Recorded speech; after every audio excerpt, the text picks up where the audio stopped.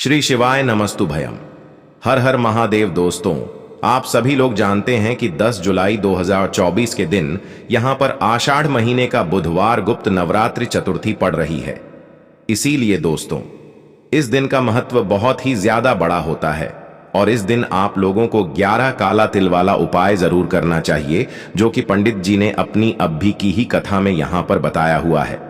तो दोस्तों, इस उपाय को आपको कैसे करना है, कब करना है, कहां पर करना है और उपाय को करते समय आपको किन किन बातों का ध्यान रखना है, यह सारी जानकारी हम आपको इस वीडियो में देंगे। तो चलिए दोस्तों, उपाय को शुरू करते हैं। देखिए, यह दिन इतना खास होता है, इतना महत्वपूर्ण होता है। देखा गया है कभी कभी बड़े बड़े पूजा पाठ अनुष्ठान से जो मनोकामना पूर्ण नहीं होती है, वह 10 जुलाई 2024 बुधवार गुप्त नवरात्रि चतुर्थी के दिन एक छोटे से उपाय करने से ही आपकी मनोकामना पूर्ण हो जाती है। और बहुत सारे लोगों ने इस उपाय को किया भी है और उनको इस उपाय को करने का फल भी जरूर मिला है।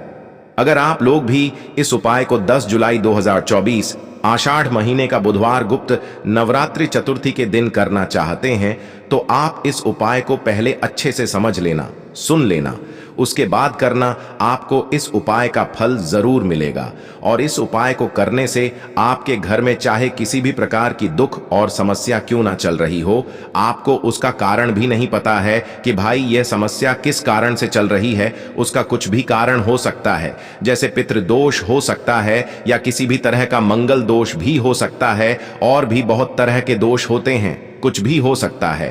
पर आपको इस उपाय को करने के लिए अपने दोष को पता लगाने की भी जरूरत नहीं है।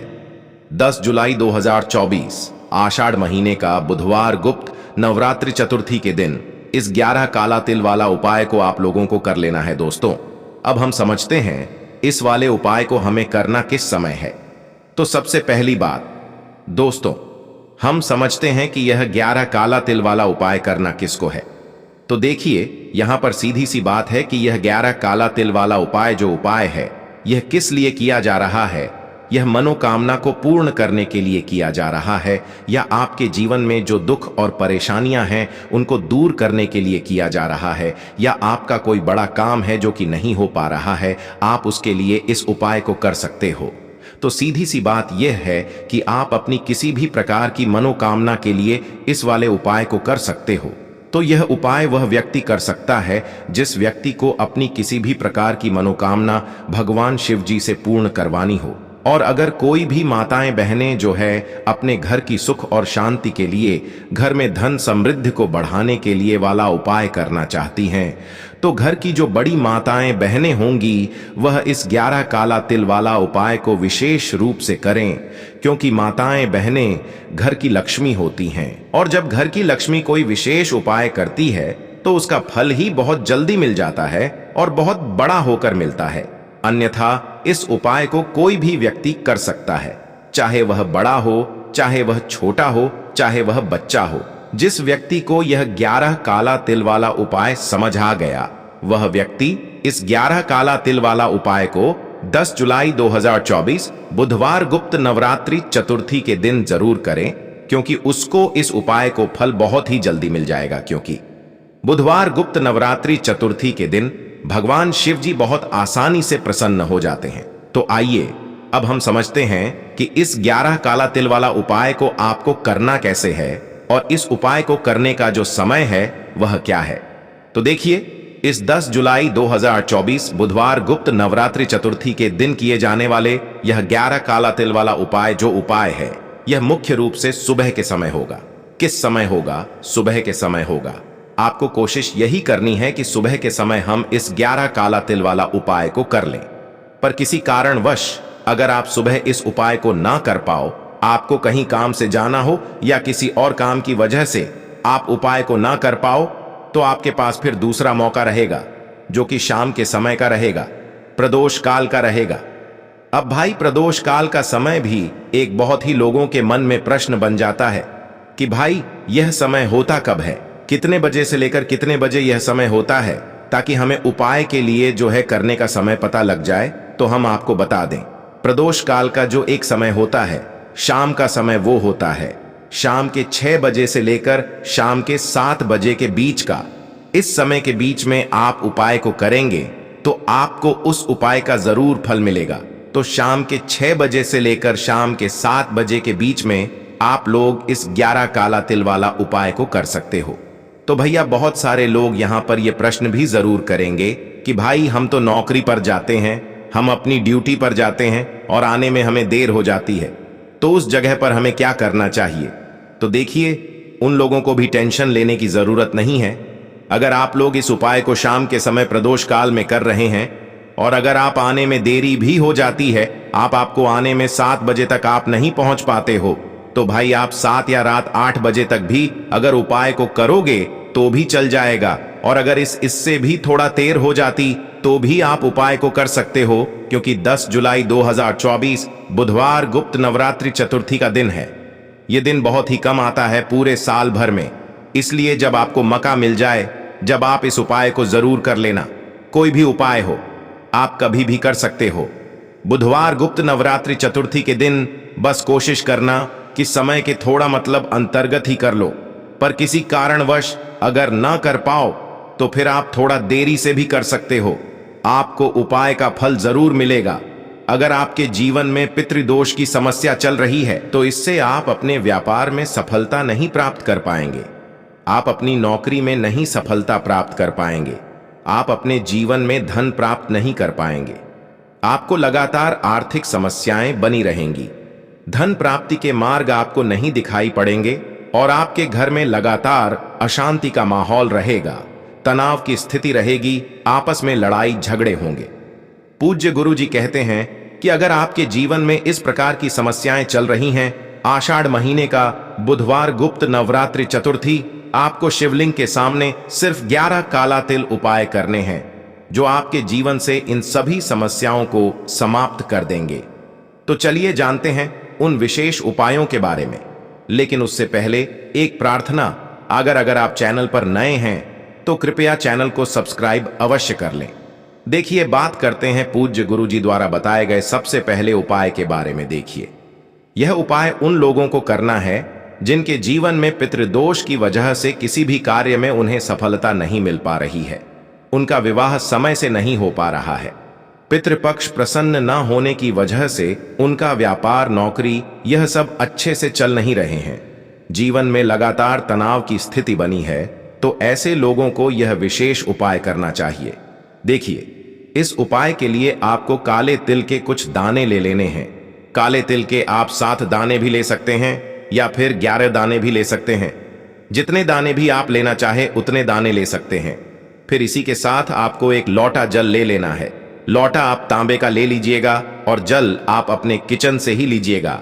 आपके किचन में आरो मटका या बाल्टी जो कुछ भी रखा हुआ हो, वहीं से आपको जल ले लेना है, क्योंकि आप सभी जानते होंगे कि जो किचन में जल रखा होता है वह हमारे पितरों का स्थान होता है। इसीलिए हम इस पूरे गुप्त नवरात्रि के दिनों के दौरान जब भी शिवलिंग में जल समर्पित करने जाएं तो अपने किचन से ही जल लेकर जाएं। ऐसा करने से शिवलिंग में चढ़ाया हुआ जल सीधे हमारे पितरों को ही प्राप्त होता है और उससे वह प्रसन्न होकर हमारी समस्त मनोकामनाओं को परिपूर्ण करते हैं। देखिए, अब ये एक लोटा जल और काले तिल के दाने लेकर आपको पहुंच जाना है किसी भी वट वृक्ष के नीचे। देखिए, अगर आप यह उपाय दिन के समय में कर रहे हैं तो पहले आपको वट वृक्ष यानी बरगद के वृक्ष के नीचे जाना है और फिर बाद में शिवालय में जाना है। लेकिन अगर आप यह उपाय शाम के समय में कर रहे हैं, यानी जब सूर्यास्त हो चुके हैं, तो उसके बाद आप यह उपाय कर रहे हैं, तो फिर आपको केवल और केवल शिवालय जाना है। फिर आप बरगद के वृक्ष के नीचे नहीं जाएंगे। देखिए, बरगद के वृक्ष के नीचे पहुंचकर आप यह काले तिल के दाने एक लोटे जल में डाल देंगे। एक एक करके यह काले तिल के दाने इस एक लोटे जल में डाल दीजिए। फिर इस एक लोटे जल से थोड़ा जल आप बरगद के वृक्ष की जड़ में समर्पित कर दीजिए और वटकेश्वर महादेव का नाम ले लीजिए। कौन से महादेव? वटकेश्वर महादेव। वटकेश्वर महादेव का नाम लेते हुए आपके जीवन में पितृदोष से संबंधित जो भी समस्या चल रही है, पितृदोष की वजह से आप अपने जीवन में धन की प्राप्ति नहीं कर पा रहे हैं, पिता आपके प्रसन्न नहीं है, तो आप अपने व्यापार में तरक्की नहीं कर पा रहे हैं, आपको अच्छी नौकरी नहीं मिल पा रही है, या किसी भी प्रकार की समस्या अगर पितृदोष की वजह से चल रही है, तो पूज्य गुरु जी ने कहा कि उस समस्या का स्मरण कर लीजिएगा और थोड़ा सा जल समर्पित कर दीजिएगा। फिर उसके बाद बचा हुआ पूरा जल लेकर आपको पहुंच जाना है। शिवालय पहुंचने के बाद यह पूरा जल आपको शिवलिंग के ऊपर धीरे धीरे समर्पित करते जाना है और लगातार वटकेश्वर महादेव का स्मरण कर लेना है। टकेश्वर महादेव का स्मरण करते हुए जल बिल्कुल धीरे धीरे समर्पित करिएगा। फिर जल समर्पित करने के बाद आपकी जो भी समस्या है, जो अभी आपने बरगद के वृक्ष के नीचे बोली है, वही समस्या आपको फिर से शिवलिंग के सामने महादेव से बोल देनी है और वटकेश्वर महादेव से प्रार्थना कर लेनी है कि इस समस्या से दूर करके मेरे पितरों को प्रसन्न करने की कृपा करिए और मेरे जीवन में भी सुख, शांति तथा वैभव की प्राप्ति कराने की कृपा करिए।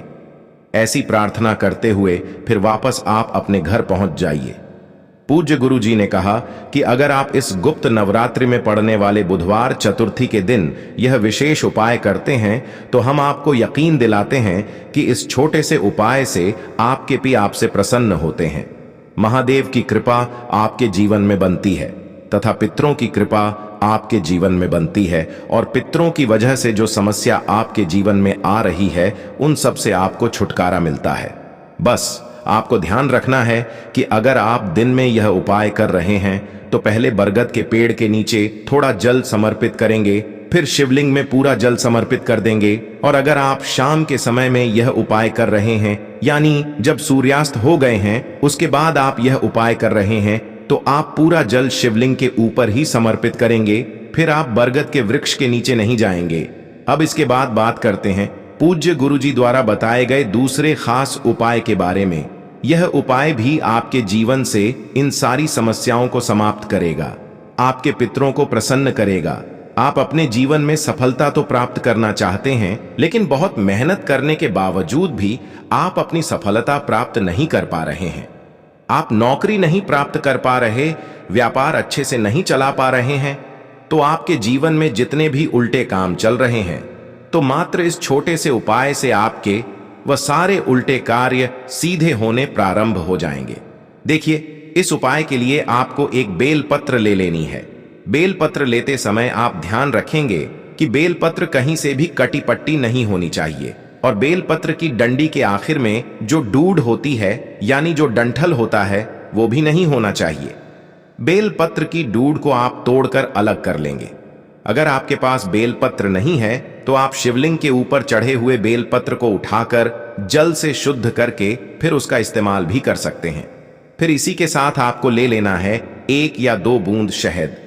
अब ये 2 सामग्री लेकर आपको पहुंच जाना है किसी भी बेलपत्र के वृक्ष के नीचे। देखिए, बेलपत्र के वृक्ष के नीचे अगर हम लोग गुप्त नवरात्रि के समय में कोई उपाय करते हैं तो इससे महादेव हमसे सबसे ज्यादा प्रसन्न होते हैं, क्योंकि आप सभी जानते हैं कि बेलपत्र का वृक्ष माता पार्वती के आंसुओं से उत्पन्न हुआ है।